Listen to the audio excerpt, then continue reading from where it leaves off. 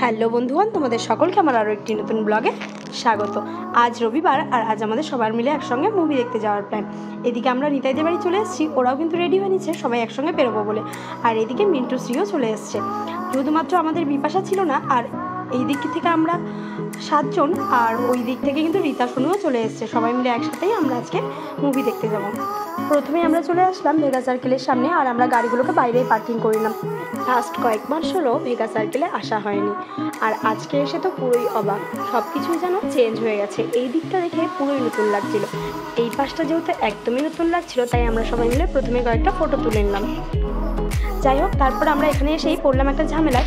শ্রী কিন্তু চশমা আনতে ভুলে গেছে, আর মিন্টু আবার দৌড়ে গেল চশমা আনতে, কারণ আমরা আজকে অনেকটাই আগে পৌঁছে গেছিলাম।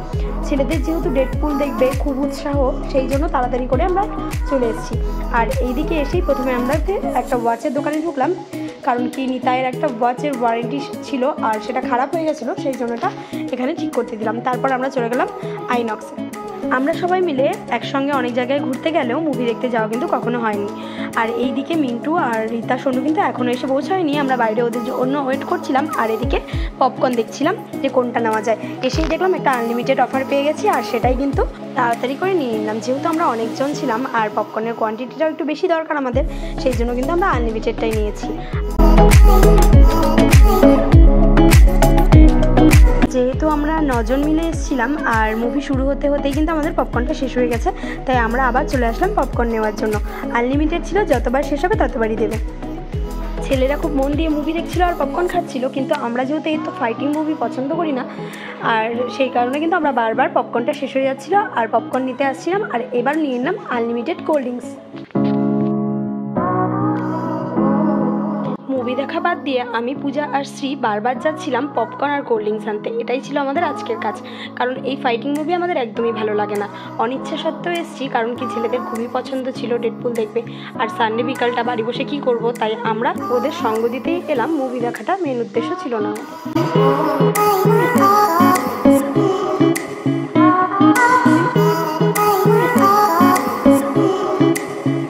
ইন্টারভেলের সময় এবার সবাই মিলে চলে আসলাম পপকর্ন আর কোল্ড ড্রিঙ্কস নিতে।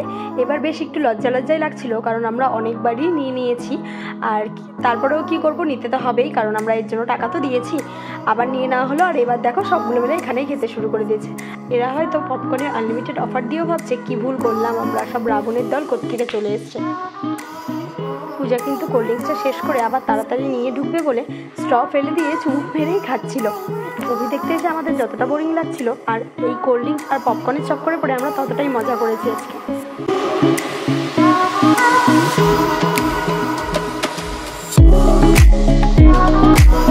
মুভি শেষ হয়ে যাওয়ার পরেও এরা যেন উঠতেই চাচ্ছে না। কি যে ভালো লেগেছে এদের, আমরা তো ছাতামাথা কিছুই বুঝিনি। যখন আমাদের মুভি শেষ হয়ে গেল, তখন কিন্তু ভেগা সার্কেল অলরেডি ফাঁকা হতে শুরু করে দিয়েছে, মানে সব দোকানপাট বন্ধও করে দিয়েছে। অনেক এখন যারা সিনেমা দেখছিল শুধুমাত্র তারাই আছে, বাকি কিন্তু সবই প্রায় ফাঁকা। এবার বাইরে বেরিয়ে আমরা পড়লাম এক গভীর চিন্তায়। আজকের ডিনারটা কোথায় করতে যাব, এই নিয়ে অনেক ভাবনা চিন্তা করে আমরা কিন্তু পুরো শিলিগুড়ির এই প্রান্ত থেকে ওই প্রান্তের একটা রেস্টুরেন্ট ঠিক করলাম। রাত তখন প্রায় 10:30, রাস্তাঘাট কিন্তু অনেকটাই ফাঁকা হয়ে গেছে। আর আমরা কোথায় ছিলাম, শালুগাড়াতে। আর এবার খাওয়ার জন্য আমরা কিন্তু চলে এসেছি প্রায় মেডিকেলের সামনে আশিয়ানা ধাবাতে। আর এতগুলো পপকর্ন খাওয়ার পরেও এদের প্রত্যেকের নাকি খিদায় পেট চুচু করছে, তাই তাড়াতাড়ি বেশ কিছু খাবার অর্ডার করে দেওয়া হলো। তারপর সবাই মিলে আড্ডা মারতে গল্প করতে আজকের ডিনারটা কিন্তু এখানেই করে নিলাম।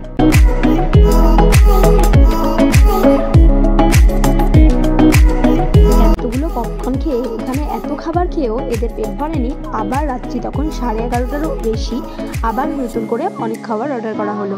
আর যেহেতু অনেকটা রাত্রি হয়ে গেছিলো আর তৈরি করে দিচ্ছিল, আমাদের কিন্তু অনেকটা সময় ওয়েট করতে হলো।